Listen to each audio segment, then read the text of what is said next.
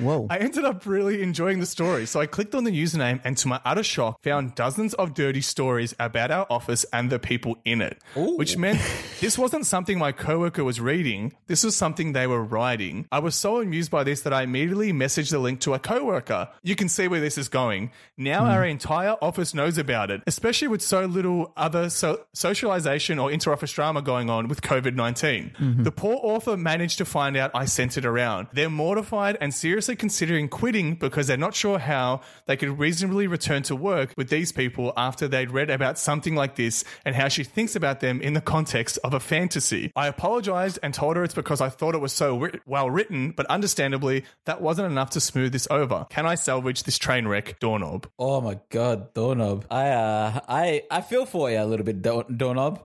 Just a little bit? Yeah, just a little bit. Just a little bit. Because I feel like we would be hypocrites, all three of us, if we were to say you cannot share some other person's fan fiction, erotic fan fiction, because we are all guilty of doing that on this not this podcast, but our previous podcast where we were reading fan fictions out. That's true. We have engaged in that in the past, so we are supporters of the actual genre itself, we will say. Yeah, we love it. We love it. Once again, key difference, fan fiction. Those are made-up characters. This person is writing sex stories about the people she works with. Yeah. Well, she's a fan of her workplace. What can you say? But my question is, it's like, all right, we don't know what this erotic fiction is, okay? We don't know how bad it gets or whatever it is. But if no one if they don't have like all the guys like premature ejaculate, like it's not embarrassing for the guys or the girls in that situation.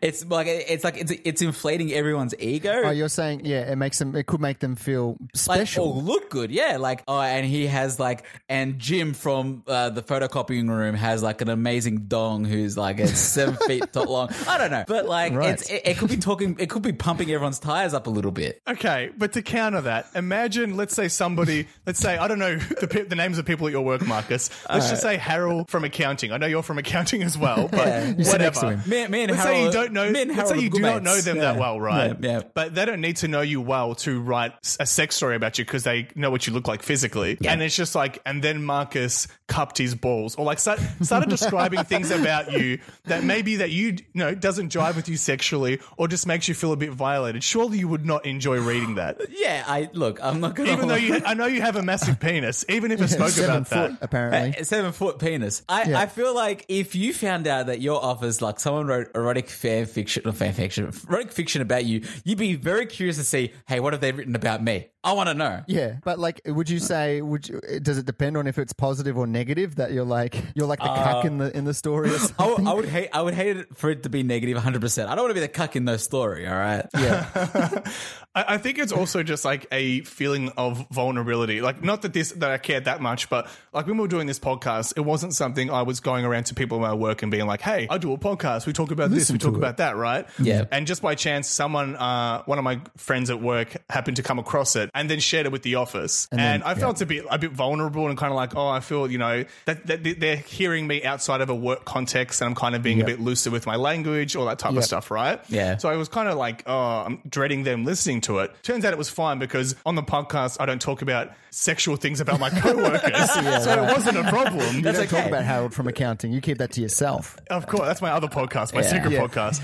But you know what I mean? So even then, even though I knew I wasn't doing anything explicit or gross, I still kind of felt a little nervous, a little bit scared. So imagine how this person feels where they've probably, it's a dirty story. I'm assuming there's graphic detail. Yeah. And now the whole office knows. That's true. I'm kind of with you on that thought, even about the podcast sort of being you don't want people to question you and be like, oh, what is that? What did you say? Or you said something 2 years ago and they're going to pick out a little line. It's I don't remember what I've said, but I will say this though, fiction, let's say erotic fiction, some of the biggest, franchises evolved from erotic fiction, right?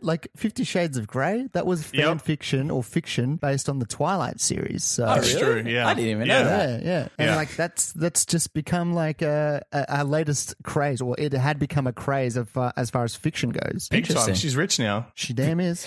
I was going to ask a question now. Go for it. All right, Damien, you're working from home. Tom, not so much. But have you guys seen any like Zoom like video conference calls or where someone's doing something embarrassing on the call? That I can think of one that happened with my workplace. Yes, please share. And we have for some reason our laptops have cameras, but they don't work for every coworker for some reason.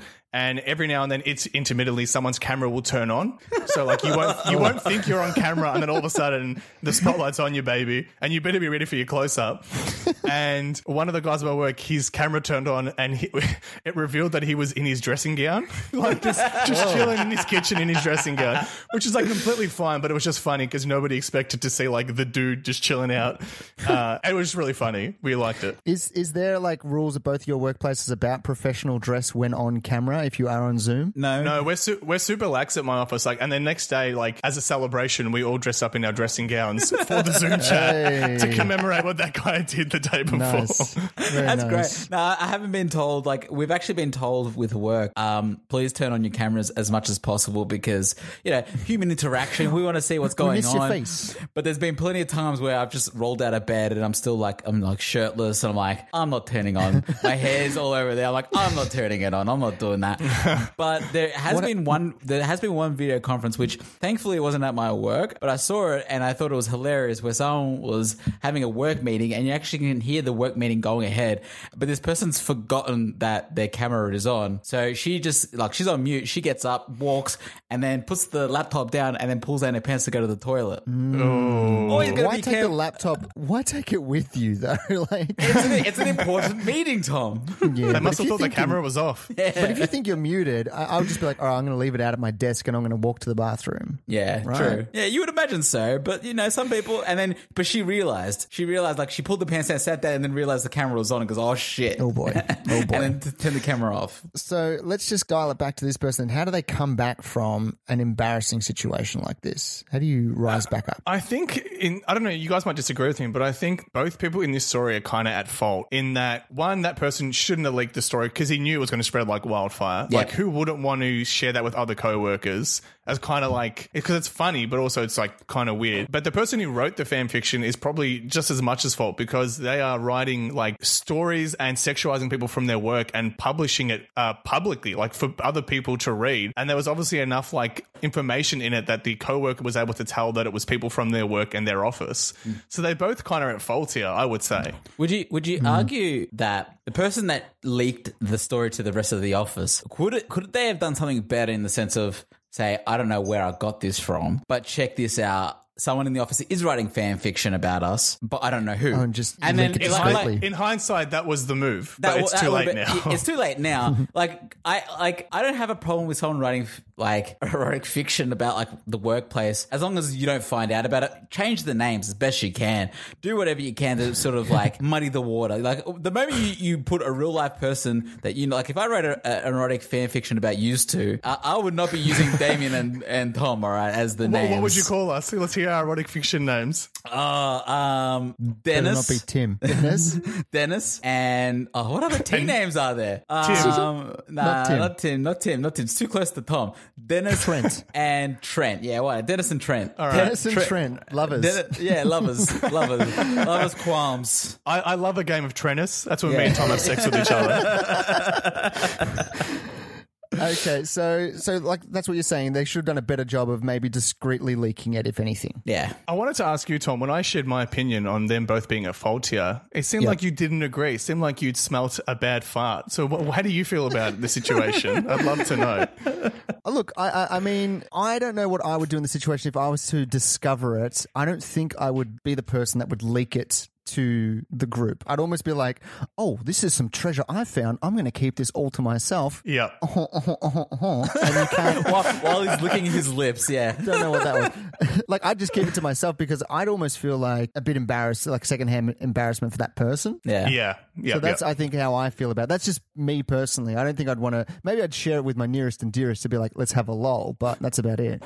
Would either of you guys be offended if it was you? Like, you were... Not that you wrote it, but you were in it. That was my next question. Tom said he'd feel sympathetic for them, but what if it just had you doing some real nasty, like graphic, like obscene stuff? And you could say that, like, even if it's positive or negative about like what happens to you in this story, it's based on what that person thinks of you. Yes. So it's almost like they could make you being like completely degraded, and it's because they don't think highly of you. You know what I mean? Yeah. It almost says a lot about how they feel. Tom grabbed his rock hard tripod and mounted Marcus with his wax butthole. Yeah, like a Canon 7D. Yeah, that's it. oh boy, that's hot. Oh, I don't know much about cameras. Yeah, I don't know how I feel about, like, if I was to find out I was in the story, but I know how I would feel if I found the story itself. Okay, maybe we can finish with this. How would you guys feel if because this happens a lot with TV shows and, you know, popular singers and stuff. People write fiction about them. Mm-hmm. Yeah. How would you feel if somebody wrote erotic fiction about the questionnaires? If that happened to pop up online, would you be honoured that somebody took the time out of their day to, you know, have us sex each other up? Or I will say, anyone that goes to any effort for me, like in the slightest way, I will appreciate so much, like more than is probably required, even if it is something like totally small or totally little. Something is like in depth, as far as involved and in depth as like a fan fiction.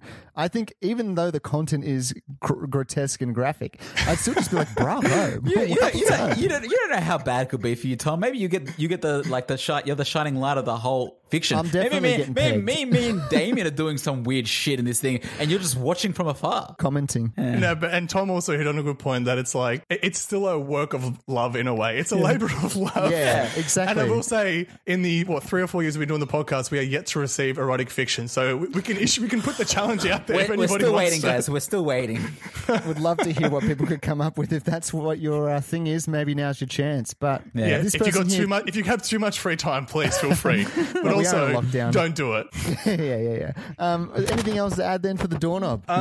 Look, well, I mean, all you can do is apologize, but I don't really see how you can really fix this. I don't know. Like I don't know. What do you guys think? You started the fire, man. Like you've started the fire. There's not much you can do. You can apologize, but I feel like the person who wrote the fan fiction is probably going to have to leave jobs. The damage is done. The damage is done. You put it on them as well. You put them in that situation. Yeah. So maybe there's not much you can do for this person. Apologize. Make sure they feel like sort of, or alternatively, what you can do, like if they don't leave, they stick around. Be supportive of them, hang out with them, show that they're not alone in this situation. Try to say, hey, look, you did this. Look, I can understand your embarrassment. I apologize, but I'm still your friend. I'm still going to be there for you. I'm still going to look out for you. Granted, it's all through the COVID-19 stuff. So who knows? Maybe after 3 months when this all blows over, hopefully, everyone's sort of forgotten about it. They're not going to forget this, Marcus. Don't be silly. They're not forgetting it. Look, silver lining. I'm a positive thinker. All right, come on. I guarantee you, co-workers are having secret Zoom sessions where they read their dialogue from the scripts. They're all playing that behind this co-worker's back. I 100% guarantee it. Which is exactly what we did on the podcast when we read fan fiction, was that we basically assigned roles and read them for laughs. If someone writes fan fiction for us, we'll do fictional characters. Yeah. Fictional characters are very different. It's just like, I'm Harold from accounting and I'm on the desk getting bent over. Yeah, crunch my numbers, baby.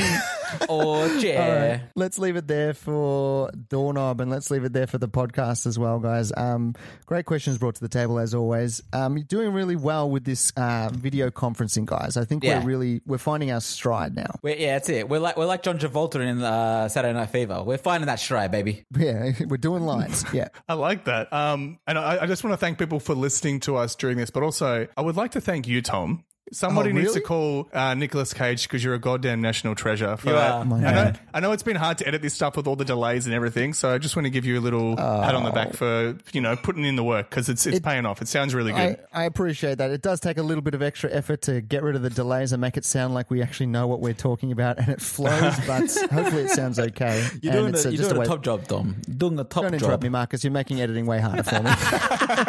And at this point, it's 45 minutes in and I'm probably just waiting to get this episode done and dusted. So, but no, it's still fun. It's still fun to do, and it's still fun to listen to, obviously, for me, but hopefully for everyone else too. I'm sure it is. And was that a question to us? Sorry. No.